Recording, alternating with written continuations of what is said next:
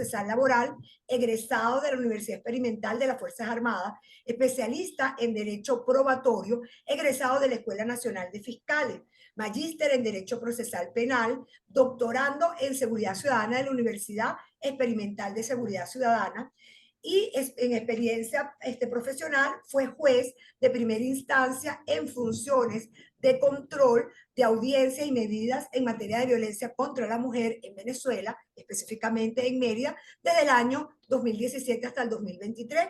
También fue juez suplente de la Corte de Apelaciones en materia penal especial y ordinaria. También tiene experiencia por 19 años en el Poder Judicial.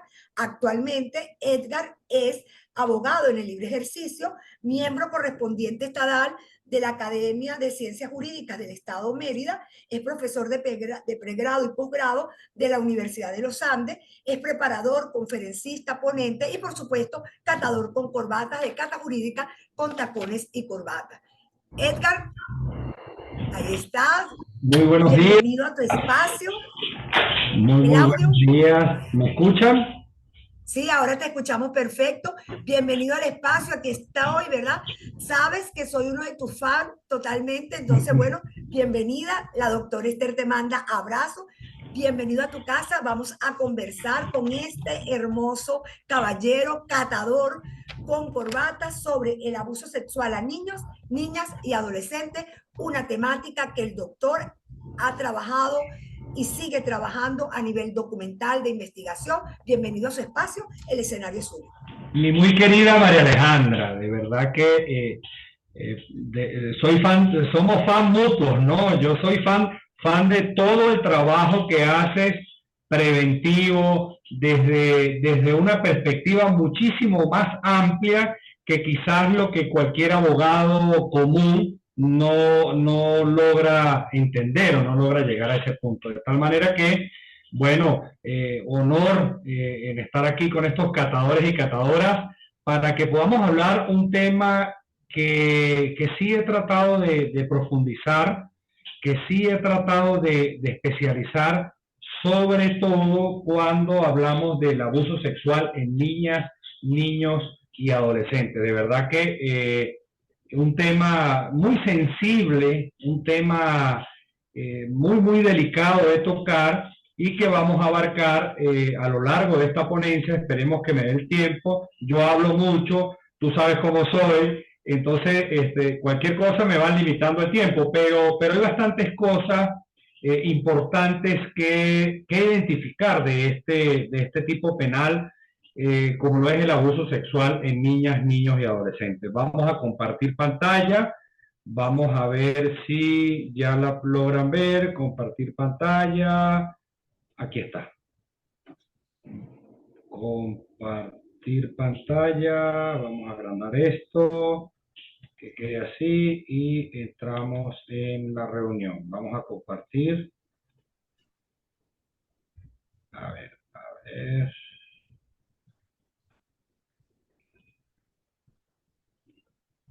Listo. ¿Sí la ven? Ahora sí. Perfecto. Bueno, fíjense, vamos a hablar un tema, como se los dije, que tiene que ponérsele mucho cuidado porque existe un problema teórico práctico que en la práctica es muy dado, sobre todo cuando tenemos leyes de carácter orgánico que tipifican este delito del abuso sexual en niños, niñas y adolescentes. Lo vamos a ver, por supuesto, un poquito más adelante, en el entendido de que podamos abarcar desde ya qué es el abuso sexual, qué se entiende por abuso sexual. Y allí ustedes pueden observar un abuso sexual, entendiéndola como toda acción en la que personas de cualquier sexo o edad, recordemos que nos vamos a enfocar en menores de edad, entiéndase niños, niñas y adolescentes menores de 18 años, entiéndase que para la legislación venezolana, y lo vamos a ver más adelante, hasta qué edad se es niño y hasta qué edad se es adolescente. Por tanto, este delito, este concepto que ustedes pueden ver allí, como lo es el del abuso sexual, es un concepto muy amplio que abarca diferencias claves, sobre todo por la edad, la relación de autoridad, la fuerza física, recursos a través de los recursos intelectuales y psicológicos, entre otros, con o sin violencia. Esto es importante empezar a definir porque el único fin no es otro que esa persona tenga satisfacción sexual mediante amenaza, seducción, engaño, y vamos a ver un poquito más adelante cuando podemos entender de que hay una coacción para ese consentimiento que debe ser libre, ¿no? Que debe ser libre, sin coacción de ninguna naturaleza, pero hasta dónde ese consentimiento es considerado libre. Por tanto, partimos de este concepto básico, partimos del concepto básico del abuso sexual para entrar en unos elementos constitutivos necesarios de identificar. Necesario de identificar porque el primer elemento constitutivo, por supuesto, va a ser la diferencia de edad que hay entre la víctima y la persona agresora. A mayor edad hay mayores recursos cognitivos, intelectuales y psicológicos, por supuesto. No es lo mismo la mentalidad de un adolescente de 14 años a una persona adulta de 50 años de edad. Por tanto, está dado esa diferencia de edad, no solamente a esa cronología en edad, sino también a la capacidad física y sobre todo también hay un elemento que es a mayor autoridad sobre personas pequeñas, de manera que en niños y en niños está esta situación de desventaja. Otro elemento constitutivo necesario e importante identificar desde ya es el uso de la fuerza o técnicas de coerción. Hacer referencia al uso de la fuerza física, pero también a la presión psicológica o el engaño para someter a la víctima. En este tema del abuso sexual, eso es un factor determinante. Es un factor, la presión psicológica. ¿Por qué? Porque normalmente el depredador, como así le llamo yo, está en el entorno más cercano de la familia. Por tanto, este elemento tiende a ser preponderante y de mucha fuerza, sobre todo cuando hablamos de abuso sexual. Por tanto, si partimos de estos elementos constitutivos básicos necesarios para poder ir ingresando o poder dándole apertura a lo que es el tipo penal como tal, nos vamos a conseguir con unas características, ¿sí? Que ustedes tienen allí en pantalla. O dado a una clasificación, mejor dicho, el abuso sexual y su clasificación. Podemos clasificarlos de acuerdo con la edad de la víctima. Fíjense, niñas, la víctima puede ser niño, niña o adolescente. Entendiendo que cualquier víctima de estos es considerado un abuso sexual infanto-juvenil también, ¿no? Por allí en la doctrina lo podemos conseguir como abuso sexual infanto-juvenil. Pero dentro de esa primera clasificación, de acuerdo con la edad de la víctima, ya sabemos que entonces están los niños, las niñas y los adolescentes. Otra clasificación del abuso sexual de acuerdo a la relación con la persona agresora. Sería otra clasificación. Perpetuado primero por personas ajenas al núcleo más cercano, al núcleo familiar. Alguien que sencillamente no tenga contacto o no tenga nada que ver con el núcleo familiar. Y por otra parte, algún conocido o en su defecto alguien que conforte o conforme la familia. Siempre, casi siempre y estadísticamente hablando, el agresor, el victimario, el depredador, como yo le llamo, está dentro del núcleo familiar. Y si no está dentro del núcleo familiar, por grado de consanguinidad, pues seguramente tendrá una amistad manifiesta, tendrá algún vínculo con la familia. Y ustedes pueden ver conserjes, maestros, vecinos, entre otros, compadres, entre otros. En todo caso, fíjense que ahí está el maestro. El maestro juega un papel importante porque también es cercano, y así lo ha dicho el Tribunal Supremo de Justicia, cuando tiene la tutoría del niño, niña, adolescente. Otra clasificación importante que consideré necesario traerles hoy es de acuerdo al tipo de agresión. ¿Por qué? Porque el abuso sexual puede ser con penetración y puede darse sin penetración. Y de allí es importante que entendamos que según sea el caso, según será la posible pena a imponer. Y es una diferencia amplia, y ya la vamos a ver más adelante, cuando hablamos de un abuso sexual con penetración o cuando hablamos de un abuso sexual sin penetración. Lo que se llama por allí o se llamó en algún momento en la ley orgánica sobre el derecho de las mujeres a una vida libre de violencia, el abuso sexual ya llamado como actos lascivos, que sigue estando tipificado en el Código Penal de nuestra legislación acá en Venezuela, en el artículo 374. Sin embargo, con la última reforma de la ley orgánica sobre el derecho de las mujeres a una vida libre de violencia, pues dejó de llamarse abuso sexual sin penetración, al igual que el acto sexual, el acto carnal con víctima especialmente vulnerable, pasó a ser acto sexual con víctimas especialmente vulnerables. Terminología y técnica legislativa muy acertada al suprimir esto de carnal y de actos lascivos para llevarlo a abuso sexual sin penetración, sobre todo cuando hablamos de que no hay una penetración anal, vaginal u oral. Por tanto, partimos de esta clasificación para entonces poder identificar unos indicadores históricos conductuales físicos. Recordemos que es una falsa creencia, y aquí es importante hacer énfasis, catadores y catadoras, que es una falsa creencia considerar que los niños o niñas adolescentes mienten sobre haber vivido o estar viviendo situaciones de abuso sexual. Que el niño muchas veces puede ser manipulado, sí, es verdad. También el niño puede ser manipulado de manera que ese testimonio goce de verosimilitud. Sin embargo, debemos partir de la regla y que no sea la excepción en que el niño no miente. El niño normalmente no miente. Y si partimos de esta creencia, tendemos a justificar cualquier acción en su contra. Ubicándonos en este contexto de que debemos olvidar esa creencia que los niños mienten, debemos identificar conductas en niños, niñas y adolescentes.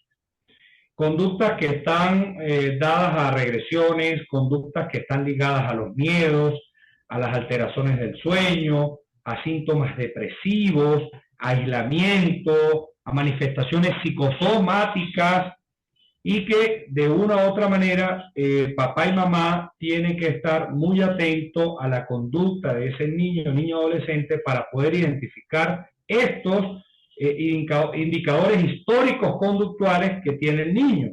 En la adolescencia son frecuentes las alteraciones del comportamiento, como fugas, es decir, me voy de la casa, mamá, papá, me voy de la casa, autolesiones o conductas adictivas o promiscuas. La promiscuidad se hace presente como indicador, y por supuesto muchas conductas abusivas que no generan lesiones físicas.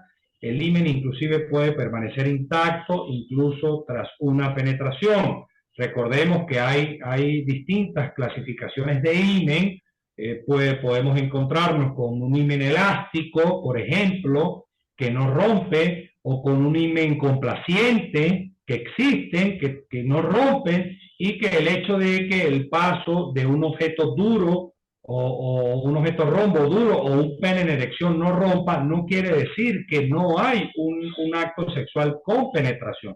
Partiendo de aquí, entonces, hay que recordar que indudablemente existe o se es estudiado que este tipo penal pasa por distintas fases hasta llegar a la conclusión del hecho punible o a la consumación del hecho punible. Grons, yo siempre lo cito porque considero que identifica unas fases muy claras. Y la primera fase es la seducción. Esa fase en que el depredador utiliza su posición de poder o confianza con la víctima mediante alguna manipulación, algún juego que se vea normal, ¿sí? La persona agresora va teniendo una relación de confianza no solamente con la víctima. Fíjense que el agresor es tan cruel, tan vil, que busca tener acceso a sus familiares. Por eso es, en este tipo de delito, cuando nosotros hablamos de este tipo de delito, hay que ser muy cuidadoso en qué personas son allegadas a nuestro núcleo familiar, quiénes son, qué buscan, por qué llegan a esos ciclos o círculos familiares. Posteriormente a esta fase de seducción, nos vamos a conseguir con una segunda fase llamada interacción sexual. No es otro que manifestaciones más explícitas de contacto. El depredador insiste en tener algún contacto con su víctima, ¿sí? Llegando a darse tocamientos, inclusive muchas veces, llegando a darse violaciones, posesión de pornografía. Todo comienza por allí. Pude ver la ponencia anterior, algo de la ponencia anterior, porque estaba en clases virtuales también, dando clases virtuales, pero muchas veces el depredador utiliza esos medios de las redes sociales, para tener acceso a su víctima. En todo caso, esa fase suele ser más identificable debido al daño y al malestar que genera la víctima. Genera represión, genera poder identificar cuáles son las intenciones de ese agresor para con esa persona, ¿no? Con esa víctima. Otra tercera fase sería la fase secreta. El depredador asegura por cualquier medio, manipulación, ofrecimiento de dádivas, etcétera, asegura el silencio de la víctima usando recompensas, ofrecimientos, regalos, teléfonos celulares, viajes, etcétera, ¿sí? Asegura a través de estos ofrecimientos o regalos, o simplemente amenazas explícitas ya de daño personal, pero de daño personal no solamente con la víctima, de daño personal hacia los familiares de la víctima. Voy a matar a mamá, voy a matar a papá si tú dices algo. Normalmente esas son las frases que uno escucha cuando en la declaración de un niño que ha sido abusado sexualmente, en las preguntas contesta: bueno, ¿usted por qué no le dijo a papá o a mamá apenas ocurrieron los hechos? Normalmente ese niño, esa niña, ese adolescente responde que fue amenazado de muerte, y que no solamente fue amenazado de muerte él como víctima o ella, sino sus familiares. Por tanto, esa fase del secreto es sumamente importante. Otra fase ya pasa a ser el descubrimiento. Un descubrimiento que hace referencia al momento en que terceros descubren. El profesor, la profesora juega un papel determinante acá, porque quizás el niño no le dice nada a mamá o a papá, sin embargo usa como medio al profesor, y el profesor allí tiene que ser muy cuidadoso para poder tocar este tema, de manera de que no vaya a revictimizar, de manera de que vaya a utilizar los canales regulares, pero debe accionar la vía judicial. No se puede quedar con eso. Vemos muchas veces que profesores, por miedo a denunciar, pues sencillamente no prestan atención a lo que el niño o la niña les pudo decir en el aula de clase. Por tanto, el momento del descubrimiento es sumamente importante, porque la víctima revela lo que efectivamente pasó. Y aquí podemos mencionar una famosa sentencia que está dada, la prueba anticipada, la 1049, la famosa sentencia 1049 del Tribunal Supremo de Justicia, sentencia además vinculante, que habla del traumatismo del silencio o del traumatismo de la pedofilia, y no es otra cosa que el silencio que guarda la víctima para exteriorizar los hechos acontecidos en su contra. Por tanto, lo que es la fase del descubrimiento, hay que ser muy sigiloso, muy cuidadoso, para no causar aún un daño más grave, un daño más irreparable para con la víctima.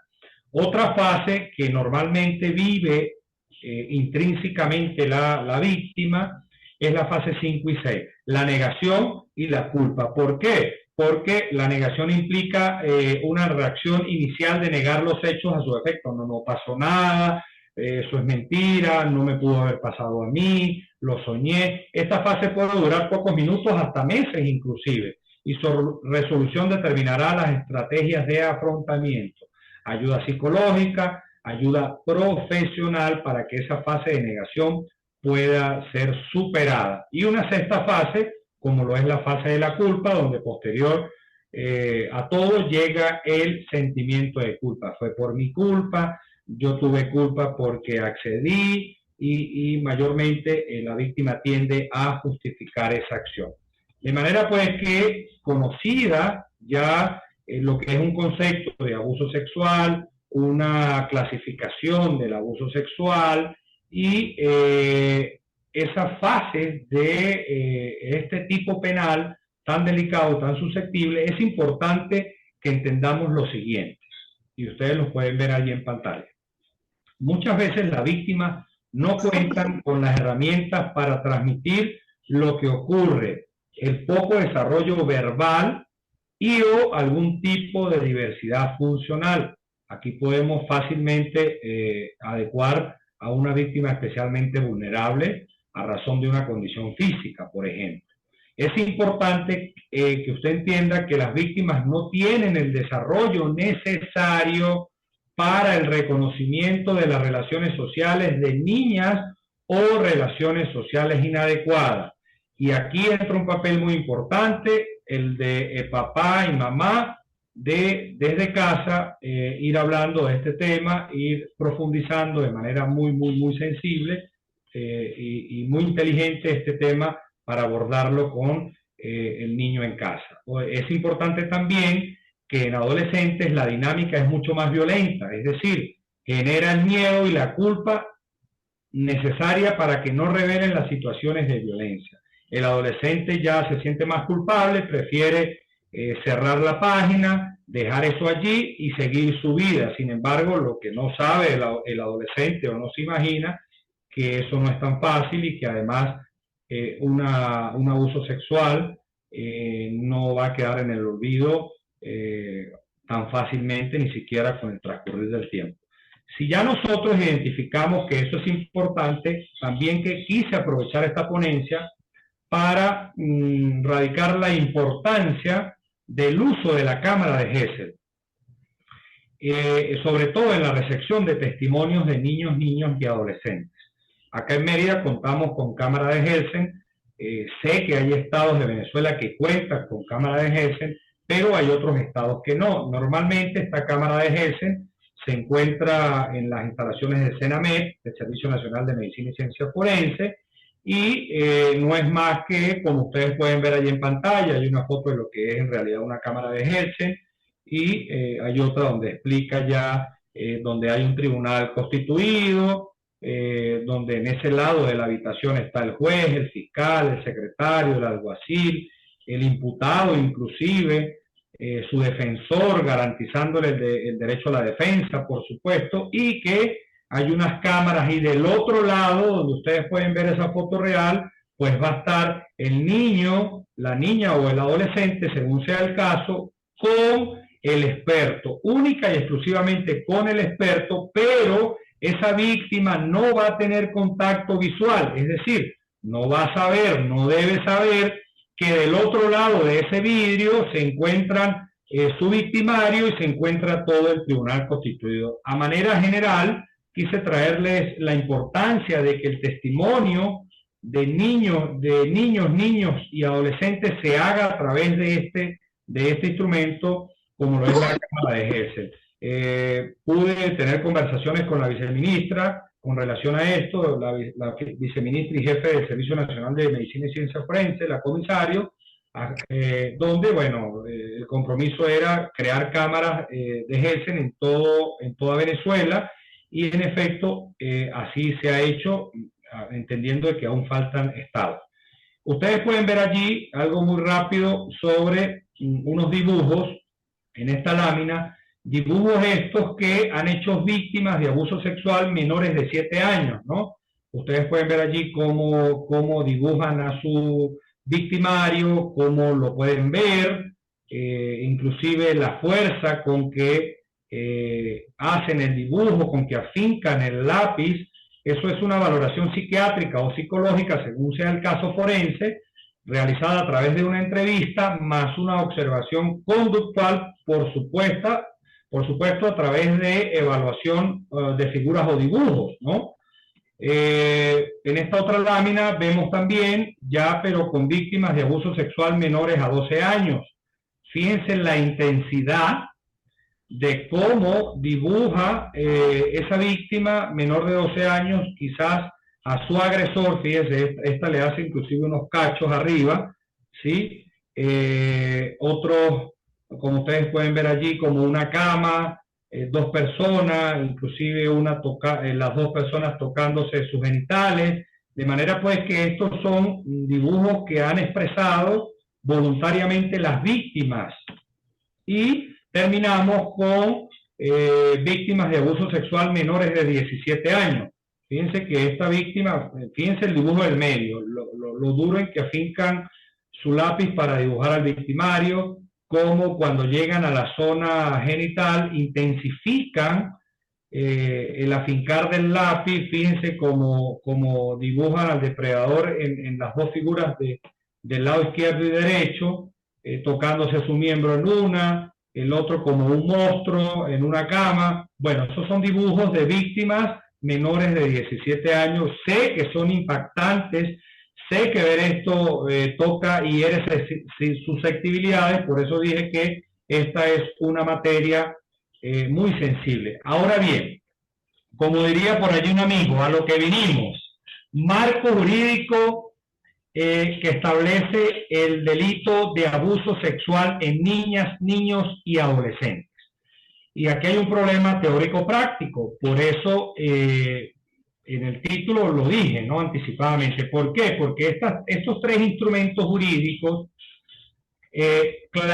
pueden clasificar o pueden tipificar el delito de abuso sexual a niñas, niños y adolescentes, ¿sí? Entonces, sobre la base de este marco jurídico, además que este marco jurídico con el mismo tipo penal, cada uno tiene penas de prisión distintas. Sí, como usted lo escuchó. Por ejemplo, el Código Penal tiene una pena, la LOGNA, la Ley Orgánica para la Protección de Niños, Niños y Adolescentes, tiene otra pena sobre el mismo tipo penal, ojo, con penetración o sin penetración, y la Ley Orgánica sobre el derecho de las mujeres a una vida libre de violencia también tiene otra pena. Que esta ley la pena es mucho más alta que las dos leyes anteriores, y ya vamos a ver por qué. Si nos ubicamos entonces en ese marco jurídico, pues vamos a ver qué nos establece el Código Penal del año 2005, cuando de violación a violación se refiere. Fíjense que podemos entender que niño o niña, según el Código Penal, es hasta los 13 años cumplidos, y que el adolescente es de 13 años hasta los 16 cumplidos. Y quiero desde ya que ustedes se puedan enfocar en la edad hasta donde se es adolescente, porque ya vamos a desglosar un poco el consentimiento. ¿Desde qué edad puede haber un consentimiento para consentir un acto sexual? En todo caso, el Código Penal identifica cuándo se es niño, cuándo se es adolescente, y también tipifica el delito de violación, ¿sí? Y es importante resaltar que el Código Penal establece lo que ustedes pueden ver allí en amarillo: no tendrán derecho a gozar de los beneficios procesales de ley ni de la aplicación de medidas alternativas al cumplimiento de pena. Esto lo trajo la Ley Orgánica sobre el derecho de las mujeres a una vida libre de violencia hasta la reforma del año 2021. En la reforma del año 2014 esto fue incluido. Sin embargo, en la reforma del año 2021 fue suprimido. A todo evento, el Tribunal Supremo de Justicia ya ha hecho énfasis en esto que ustedes pueden ver en amarillo que les acabo de leer, en que la persona que sea condenada, que tenga una sentencia definitivamente firme por este tipo penal no va a gozar de beneficios procesales algunos ni de medios alternativos de cumplimiento de pena. Sigue el Código Penal, porque también el Código Penal establece lo que son los actos lascivos, ¿sí? Y establece una pena de 6 a 30 meses. Y el Código Penal también tipifica con lo que es el abanico de delitos sexuales, la corrupción de menores, artículo 376, donde desglosa lo que es el acto carnal, con adolescente, entendiendo adolescente mayor de 12 años, menor de 16, y por supuesto hace énfasis a la mujer, entendiendo la mujer mayor de 16 y menor de 21 con promesa matrimonial. De manera pues que ustedes pueden observar que en el Código Penal, qué relaciona o qué sustento trae o qué norma jurídica contiene el Código Penal con relación al delito que hoy nos trae en esta ponencia internacional, catadores y catadoras. Otro instrumento jurídico, la LOGNA, lo que se conoce como LOGNA, Ley Orgánica sobre el Derecho de los Niños, Niñas y Adolescentes, Ley Orgánica para la Protección de Niños, Niñas y Adolescentes, su última reforma del año 2015.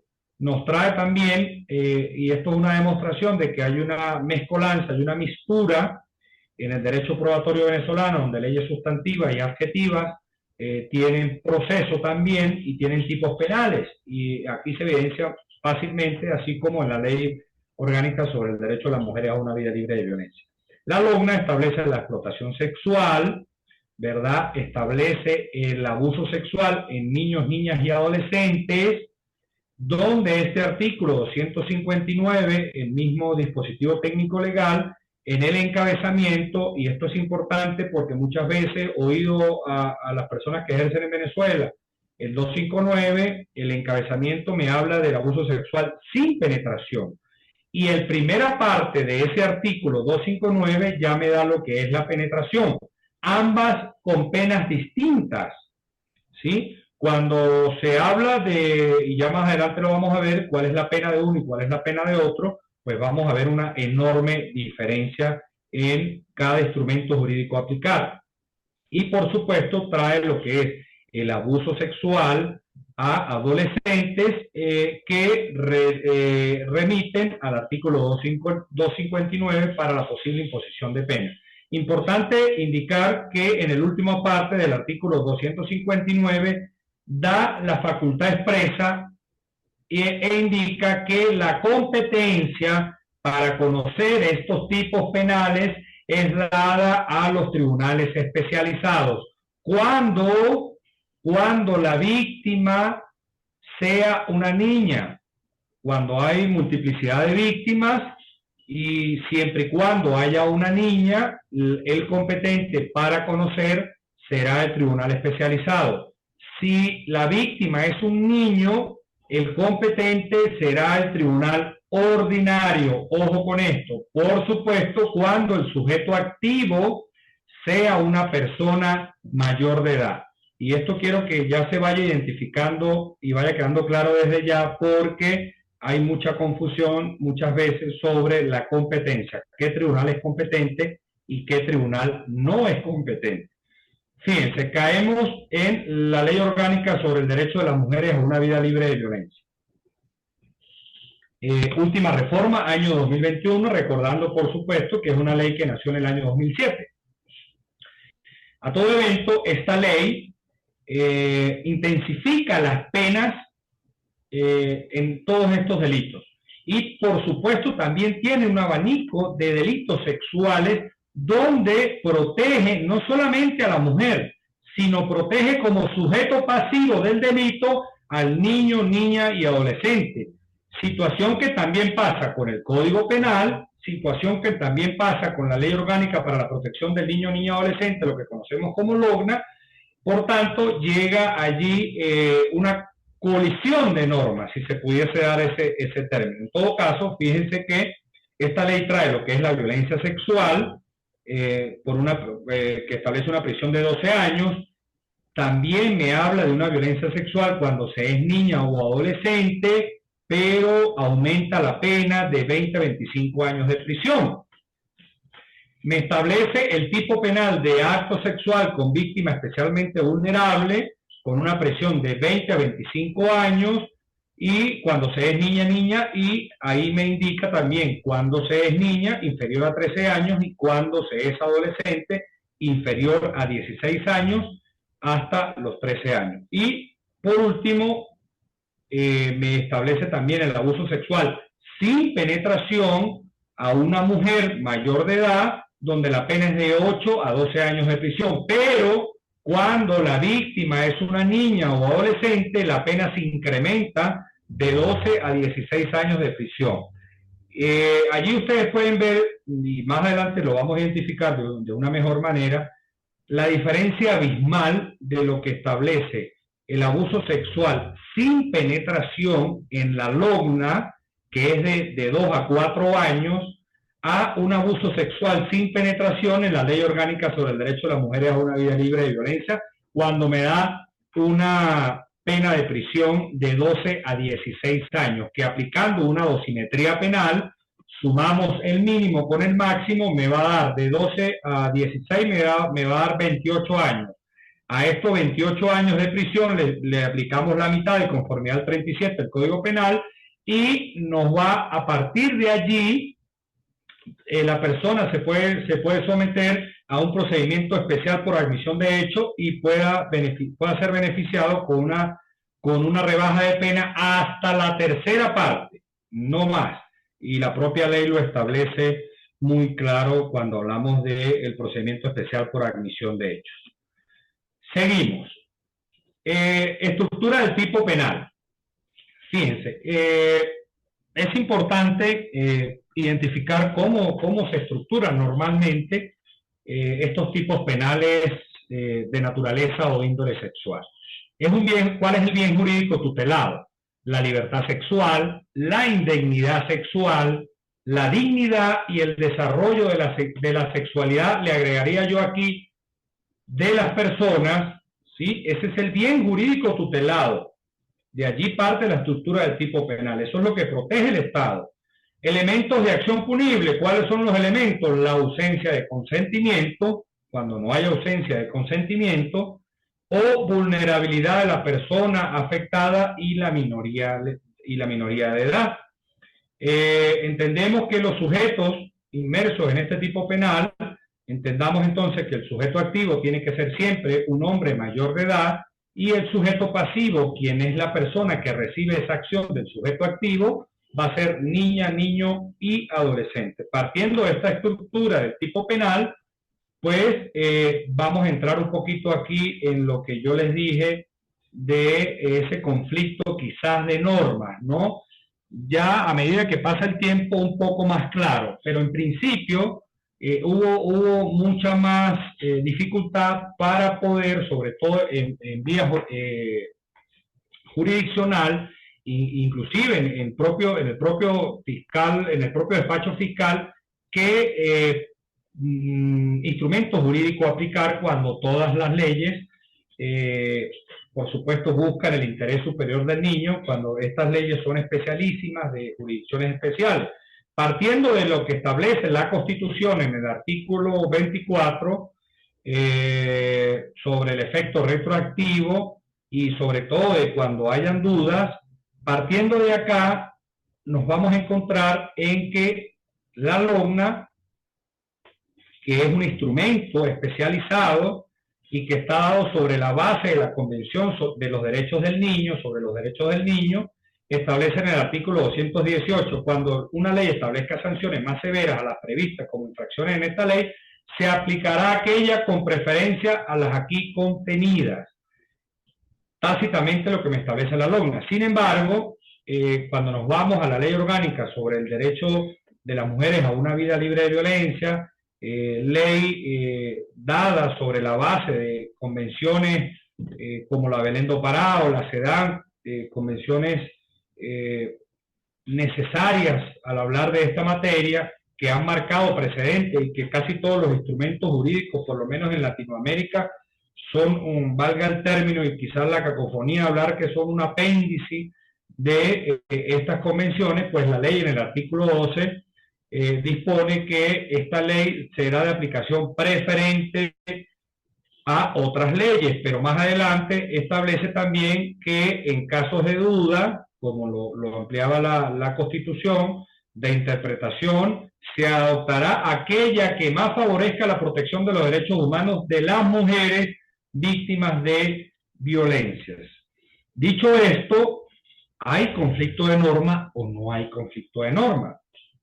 Allí ustedes pueden observar una sentencia del año 2011, una sentencia atrás, sobre todo con lo que establece al principio de aplicación preferente, que así lo denota la sala, en cuanto al 376 del Código Penal y el 260 de la Ley Orgánica para la Protección de Niños, Niñas y Adolescentes, donde en virtud de que la misma ley especial refiere que el acto sexual, cuando existe penetración genital, anal u oral, o cuando no se dan esas circunstancias, por tanto, hay que establecer qué ley aplicar.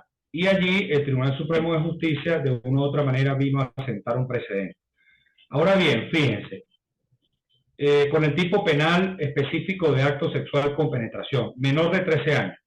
¿Qué establece el Código? ¿Qué establece el Código Penal? ¿Qué establece la Ley Orgánica sobre el Derecho de las Mujeres a una Vida Libre de Violencia? ¿Y qué establece la LOGNA?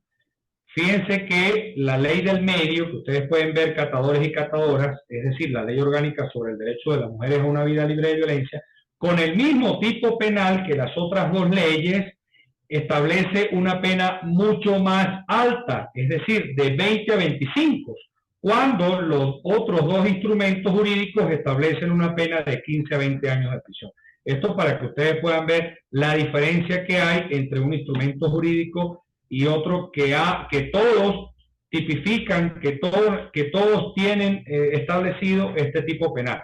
Otro ejemplo también sería ya el acto sexual con penetración, donde ustedes pueden ver el Código Penal establece una pena de 15 a 20, igualmente que la LOGNA establece una pena de 15 a 20, pero la que ustedes pueden ver en el medio, que es la Ley Orgánica sobre el Derecho de las Mujeres a una Vida Libre de Violencia, establece un aumento, pero además de esa agravante, establece que la pena es de 20 a 25 años de prisión, nuevamente dejando sentado el aumento de las penas en la última reforma de esta ley en el año 2021.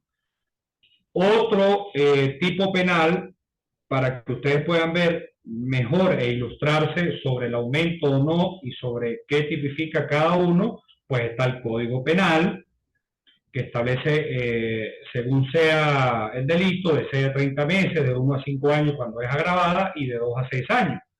Y la ley establece igualmente de 2 a 6 años de prisión, la LOGNA, Ley Orgánica para la Protección de Niños, Niñas y Adolescentes, pero la Ley Orgánica sobre el Derecho de las Mujeres a una Vida Libre de Violencia, como ya lo dije, aumenta la pena muchísimo más cuando es con penetración y cuando es sin penetración.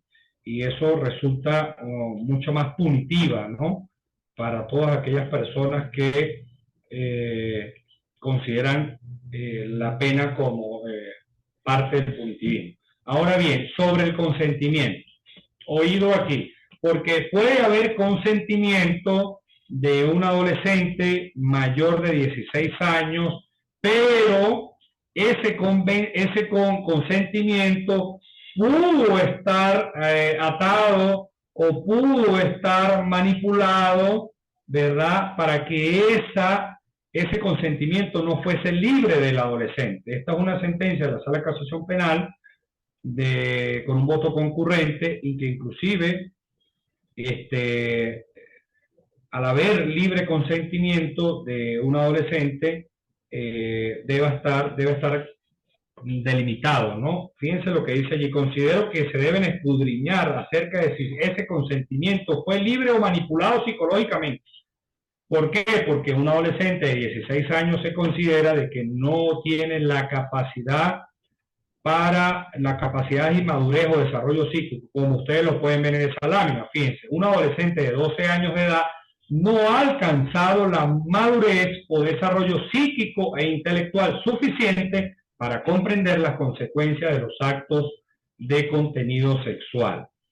Y la sentencia que está allí aclara de una u otra manera lo que ya les dije sobre el 259, que dentro de ese mismo dispositivo técnico legal se encuentran dos supuestos y debe calificarse siempre si es encabezamiento o si es primera parte, ¿no?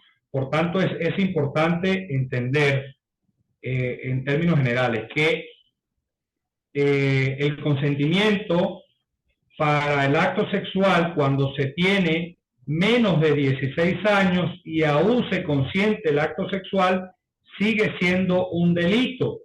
Cuando se es mayor de 16 años y se consiente el acto sexual, no es delito, pero ese consentimiento va a quedar sobre la base de poder indagar si estuvo o no manipulado, como lo estableció la sentencia que ustedes pudieron ver allí. Importante esto, y ayer cuando en la ponencia del doctor Santiago Tres Palacios, ¿no?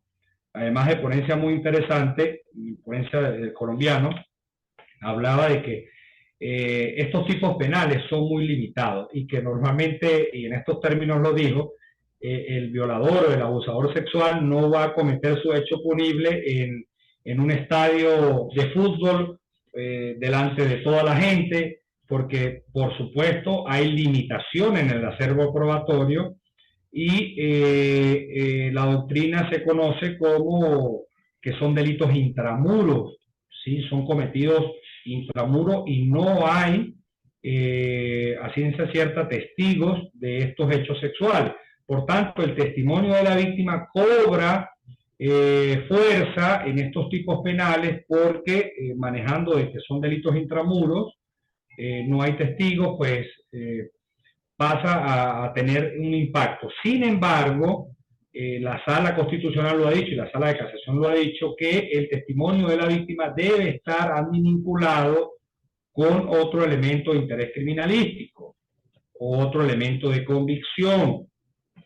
Podemos decir entonces que es importante tener, para poder demostrar estos tipos penales, un reconocimiento médico legal que desprenda que efectivamente hay lesiones que tienen un himen con defloración reciente, que está sobre las agujas del reloj en el punto que el experto determine, recordando que este tipo de lesión himenal se da a través de las agujas del reloj. Cuando usted coloca el reloj, pues según sea el rompimiento del himen, pues el experto va a decir, bueno, a las 3, a las 4, a las 5, a las 6, para poder comparar ese rompimiento con las agujas del reloj. Un reconocimiento psiquiátrico donde la víctima puede expresar a ciencia cierta sobre los hechos y pueda tener quizás un estrés agudo a raíz de los hechos que narra para poder ir vinculando el testimonio de la víctima con otro elemento de interés criminalístico. Los testigos, si los hay, un vaciado de extracción de contenido, eso es importante, solicitarlo de acuerdo a lo que establece el Código Orgánico Procesal Penal acá en Venezuela, y por supuesto una inspección técnica que siempre tiene que haber para demostrar la existencia del lugar, del presunto lugar de los hechos, circunstancias de tiempo, modo y lugar. De manera pues que ya con esto voy a ir terminando y de que se entienda que hay que ser consciente cuando hables o trates a niños, niñas, adolescentes. Son muy frágiles y vulnerables y lastimarnos se nos puede hacer muy fácil. Recuerda, esto es importante, recuerda que el depredador normalmente siempre está al lado de la víctima, normalmente el depredador siempre se encuentra a un lado de la víctima. Así que quise tocar un poquito de todo dentro del tiempo, de todo lo que es el abuso sexual, no solamente la parte jurídica, sino que podamos entender, porque yo parto, María Alejandra y catadores y catadoras, de la prevención, de visibilizar. Este es un flagelo y que estos estrados, estas jornadas nos sirvan para eso, para enseñar, para hablar de esto, para hablarle, para que papá y mamá se sienten con su hijo y les digan que hay expresiones que no son normales, un beso, una caricia, por ejemplo, y por eso soy amante de hablar de este tipo de penal. No es fácil, no es fácil escuchar un niño, una niña o un adolescente deponiendo, declarando sobre cómo fue abusado sexualmente. Si no es fácil escuchar a una mujer, recuerdo mucho, y ese comentario de esa mujer me impactó mucho, esa declaración, porque la mujer fue abusada sexualmente por un indigente, una persona de la calle. Y bueno, ella lo que me decía era, doctor, yo lo que recuerdo es su aliento. Y bueno, allí les puedo dejar esto, así que catadores y catadoras, espero haber tocado un poquito de todo este tema tan interesante. María Alejandra.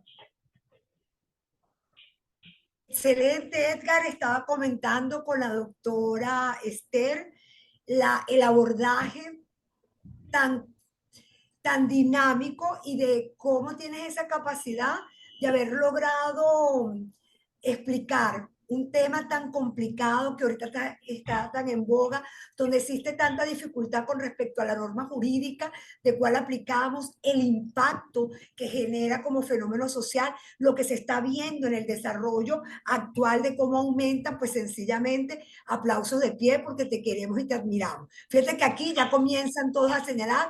Buen día, gracias por la ponencia, doctor. He observado casos de abuso sexual infantil donde no ha sido necesario por parte del depredador recurrir a la fase del secreto, porque simplemente la víctima ni entiende lo que aconteció en razón de su edad o alguna discapacidad. Por eso la importancia de una correcta conciencia y progresiva educación sexual. Sí, eso lo comenta, ¿verdad, Angélica? Sí, es que de allí parte, ¿no? La educación. Como lo decía María Alejandra, catadores y catadoras, hablar de esto no tiene que ser un tabú. No puede ser un tabú. Tenemos que hablarlo. Esto existe, es una realidad que en el contexto, no solamente en el contexto de Venezuela, en el contexto mundial, existe el abuso sexual en niños, niñas y adolescentes, inclusive países tratando de darle legalidad a relaciones de personas adultas con niños, niñas y adolescentes en que todo se vea normal. No podemos normalizar esas costumbres. No debemos normalizar, debemos ser respetuosos, todo tiene su tiempo. Y se me eriza la piel, María Alejandra, y catadores y catadores, se me eriza la piel porque todo tiene su tiempo. No podemos adelantar que ese niño deje de vivir su niñez, deje de vivir su adolescencia para contaminarlo, para, valga el término, la cacofonía, encochinarlos sexualmente, ¿verdad? Y no puedan tener el libre desenvolvimiento a decidir cuándo considero yo que tengo la suficiente capacidad de ir a acostarme con otra persona y tener relaciones sexuales. De allí debe partir, por eso la prevención es la clave. La prevención es la clave definitivamente. La prevención está clara y como tú bien lo señalas, en el contexto de dejarlo como mito, o sea, dejemos el hecho de que lo tengamos como mito, de que nos dé miedo como padres, como profesores, hablarlo y conversarlo, es por lo que vemos que adolescentes, niños comienzan a incursionar en la sexualidad sin saber qué es, quedan traumatizados, se prostituyen o sencillamente no entienden que eso forma parte de un derecho y de algo natural porque lo hemos no normalizado. Fíjate que aquí seguían comentando, excelente disertación, doctor, muchísimas gracias. Jomar señala, profesor Edgar, para mí siempre ha sido un honor escucharlo, soy una admiradora. Te queremos, Edgar. Escucharlo, volver a escucharlo una vez más es un inmenso honor. Edmundo señala, excelente disertación, doctor, sobre los delitos sexuales. Lili, ¿verdad? Señala ponencia para verla una y otra vez. Excelente, doctor Lili, no va a haber problema porque esto está siendo grabado. Excelente y agradecida por la disertación, señala Betty. Excelente ponencia, dice Marley, y de grandísima importancia que todos debemos conocer y que nos necesita para podernos ayudar. Angélica señala, mil felicitaciones, agradecimiento por tan excelente ponencia. Carmen Dimuro, te abrazamos, Carmen, señala excelente disertación, valiosos sus aportes. Señala Isilú, la observación por parte de los padres es muy importante en caso de niños menores de 5 años con discapacidad. Es responsabilidad de todos estar atentos. No sé si Javier quiere participar. Aquí tengo, ¿verdad? Una persona, ¿verdad? Para que Libé está pidiendo el derecho de palabra. Javier, ¿tú quieres participar?